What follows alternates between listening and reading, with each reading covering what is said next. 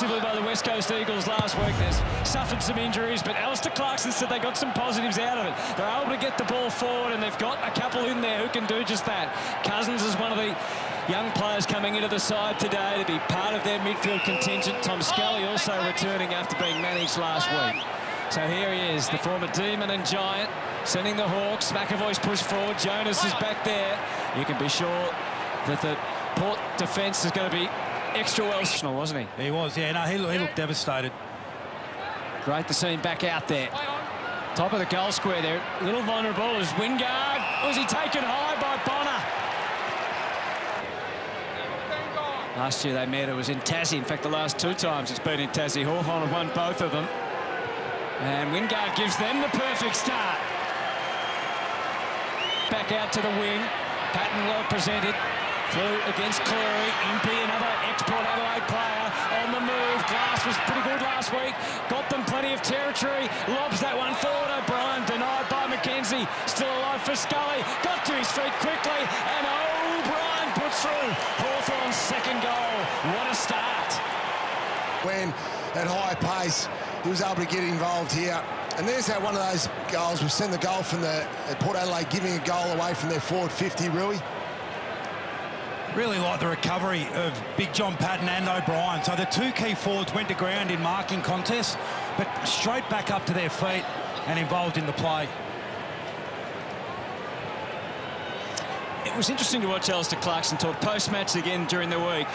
It's unlike hear Clarko talk about positives out of a loss. We just so haven't seen that over the years, but he's real, and he curls the kick. It cleared the head.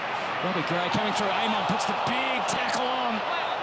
Hanrahan back in the team. Back in defence, it appears at this stage anyway.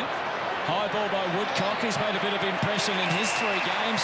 And Westhoff also back in the lineup. Game 279. His future's still uncertain after this year. Ken Hinkley keeps an open dialogue with him. To keep the ball in their forward half a lot more. Start to get some forward half territory. Give him access to the footy at all. The Hawks staunch so far in defence. Shields got the handoff from Hartley, who's playing his first game in Hawthorn colours. Out the back, Impey with the collect in the pocket. If anyone could, it'd be Luke Bruce. Well, that's even better. To Burgoyne.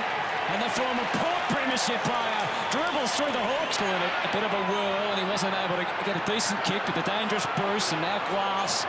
Both there for the Hawks. When no one came at him, he was able to turn around and create. Burgoyne has a good look and decides to go for home. I was just about to say, Hawthorn.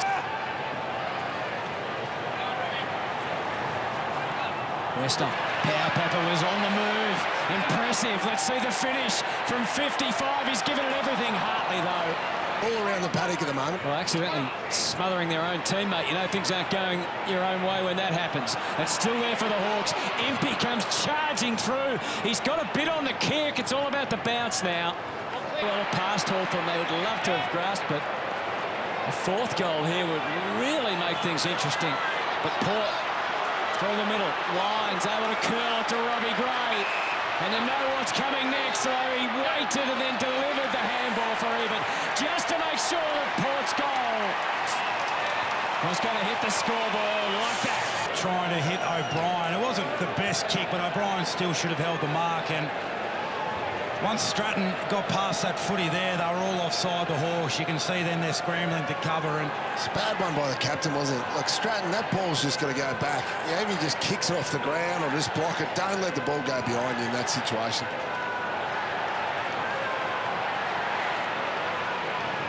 If you want to make sure of that ball and you're Ben Stratton, you're probably not throwing a boot at it, eh? You're making yourself as big as possible. Yeah. And now Port, maybe they've just settled a bit after hitting the scoreboard. Lovely handball by Amon, created the opportunity for Boak, and then Burne-Jones, and then Woodcock on the end of it.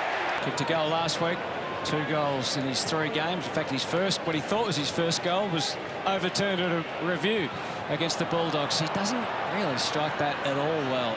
Tom Cleary conceded 5 goals last week. It has been pretty good for the rest of the season. So that's a 50-metre. Great for the confidence as long as he kicks it. And kick it he does! They're going now, Port. Absolutely. And even for a player like Charlie Dixon, who's leading the league in contested marks, and he's right up the top of the Coleman medal, you can have one quiet week, And all of a sudden, your confidence does take a little bit of a hit. So to get one under the belt early. Hands up, that's been a good sign. Big last minute for Hawthorn. They could snag another goal here. Well, that's not going to help, although Jonas didn't mark. So it's still there, and then the high contact. Oh, boy, Port Adelaide have really given... He was waiting for the contact and bracing himself, and it just never came. And it's just a bit careless there. It's such a hard one. The game goes so quick that...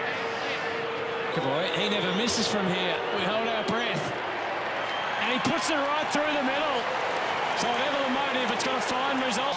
There's Byron Pickett, one of the greats of the game. 2004, still gives us nightmares. Norm Smith medalist that day. And they lead by 10, although Port should get this one going. That's a well-floated handball from Rockcliffe to allow Burn-Jones. And then Buck should have chained them up. And Lean, it's a long kick. We see that as it curls in the Charlie direction. Matched by Frost well in the air and on the ground. Ebert brought the pressure.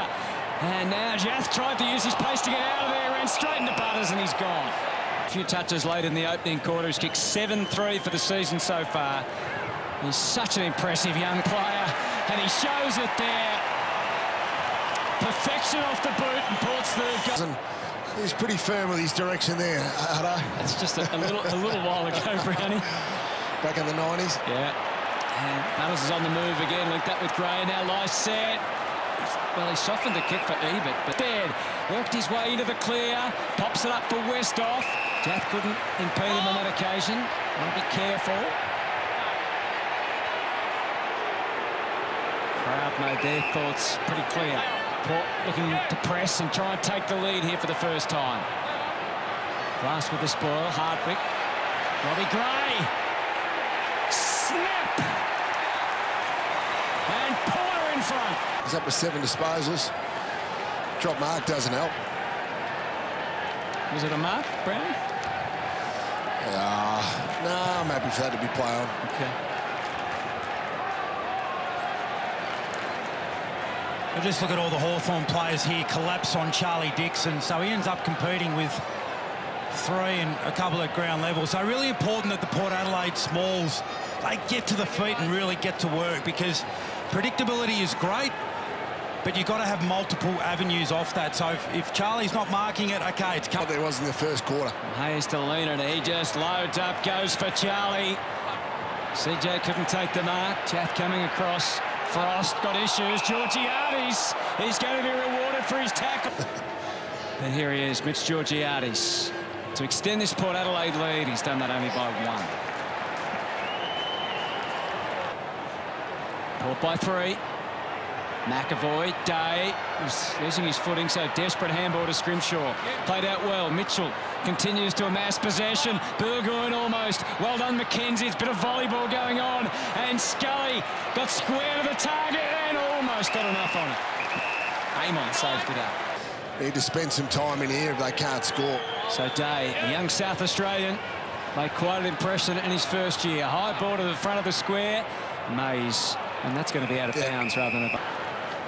Port have kicked the only 2 goals of the second quarter. Burn-Jones just kicked in a hurry, and Day's kick is on the way. It's left, it's trying to get back, but they can move through the middle. Butters delayed to give to make sure Gray got in the best possible position. They'd love to get Motlop going. Woodcock leads. Dixon doubles back. Westhoff is in the mix as well. And Amon! Oh, lovely strike from Carl Amon. It's more of an isolated situation. It's a great Amon was able to turn up. Yeah, it was good, wasn't it? Great kick from Robbie Gray too. Just lower the eyes. Force the Hawthorn defenders to be accountable.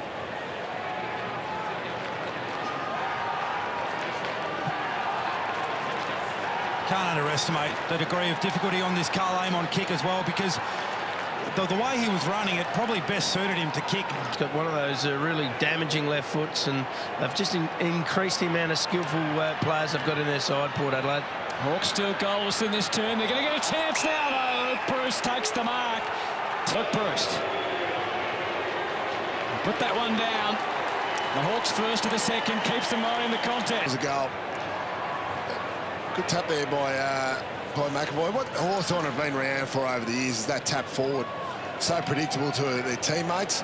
the players onto it then. Could have been a free kick to O'Brien, could have been a free kick to Jamis. It was a mark to Bruce. Well, it was dominoes because O'Brien got the shove from McKenzie and he went flying into Jonas. Lines out of the middle off the boot of Ollie Wines. Dixon couldn't get to the football because Howe came across. He was impeded momentarily. Scrimshaw cornered here. Howe just bats it away. Dixon versus Stratton. And then Ollie Wines turns it around to Woodcock. Tempers flare a little. Charlie's having a bit of fun.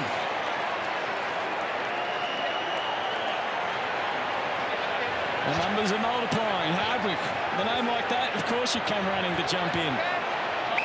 There we go. There's the unsociable Hawks, hello. No smiling now. No smiling. This might be the line in the sand game. Have a look at Charlie's rig. And Woodcock puts it right through the middle. Whatsoever to put that back on either, was it? Well, he got him with the first one, and then he just got him with the little hold there too, the little elbow onto the face, and you could tell the Hawks players they didn't like that happening to their captain who was playing his 200th game. So they came in.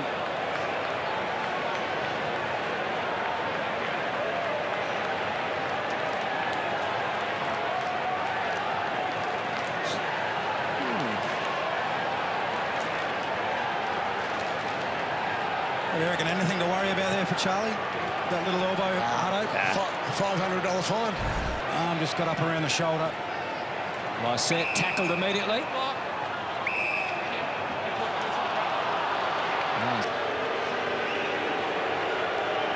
Tough shot for Tim O'Brien. It's hard right.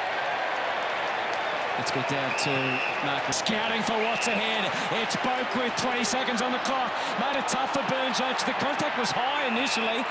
Now it's holding. No, it's a ball. Yeah, takes possession. It did appear to be high. And then he didn't do much to try and get rid of the ball. Amon. Woodcock dumped by Hardwick. And we'll get to half-time. Port Adelaide restoring order in that term. Much better quarter from them. They just kicked 2 goals to 4 against in the opening term, but 4-1 in the second to quarter when it just looked like things might boil over a couple of times. And now they get themselves sorted. Tom Rockcliffe front and centre at his 200th game. He's had 17 disposals to lead all comers.